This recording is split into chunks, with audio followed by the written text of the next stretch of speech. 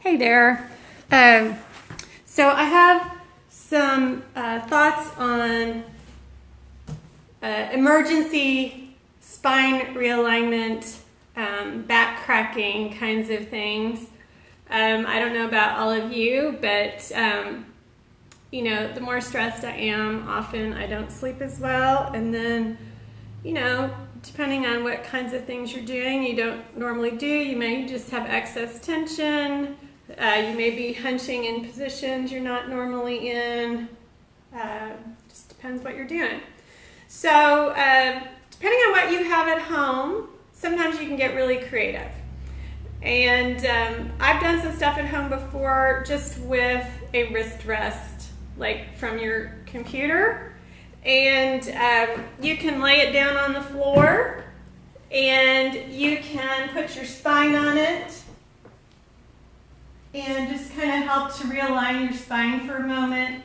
Breathe into it. You might even be able to get a little bit of cracking depending on what kind of spinal alignment issues you have. You could use it the other direction on your spine and just have a little like mini spot, and then you can kind of move it along and use it in different places as needed.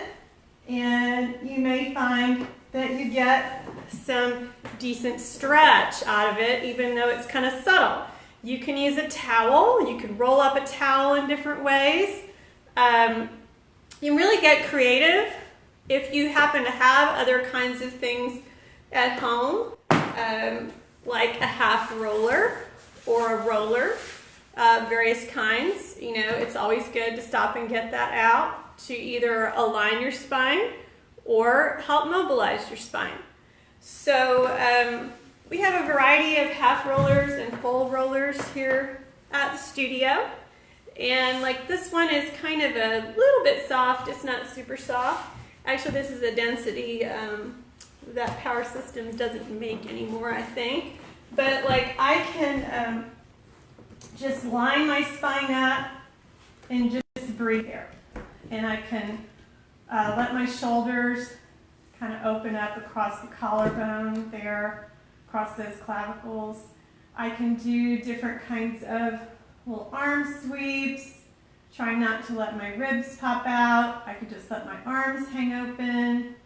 Of course, I'm up on one of the half Cadillacs, so my arms are hanging open extra. Depending on how high the roller is that you're on, you know, you just have to listen to what works for your body too. So if something feels like too much stretch, where your arm is hanging back too far for your shoulder, then you could put like an extra towel or something under your arms so that the difference in the level between where you're resting on the roller and the floor, you could always change that level a little bit depending on how your stretch is feeling there.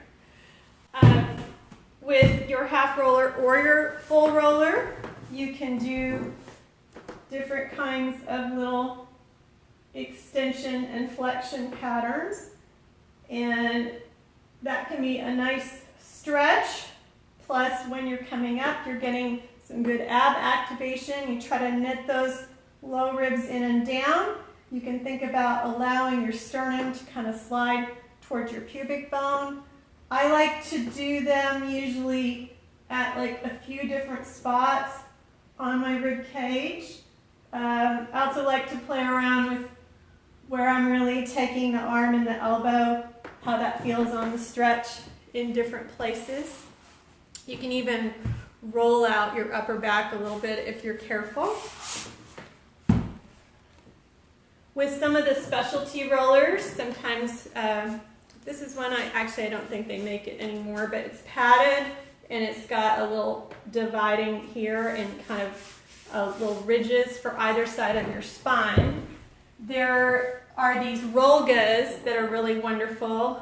They are a little dense, even the ones that say that they are soft when you see them online. So if a soft one is still too hard for you, one thing you could do is wrap it in a towel, or you could do something like we often use shelf liner around here. and for extra non-slip surfaces or extra padding. And so like depending on how you cut your shelf liner, this obviously isn't a big enough piece to keep rolling around here. But you would just roll it around there until it was as thick as you needed for enough cushioning. The Rolgas are really great too because there's more than one size little dip in here that you can play around with the distance. So these are very nice. You can order them through Amazon. We do have a bunch here at the studio, but of course I can't open up right now to sell one to you. If somebody wanted me to ship one out to your house, I might be able to do that. But I have to see how crazy that would get.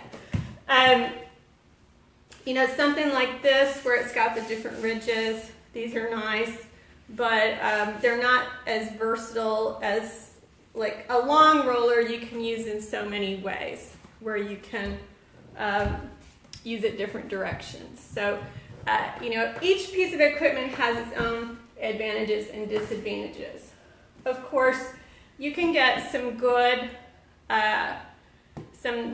very similar stretching and the upper spine and ab activation using different sizes of balls and very similar movements.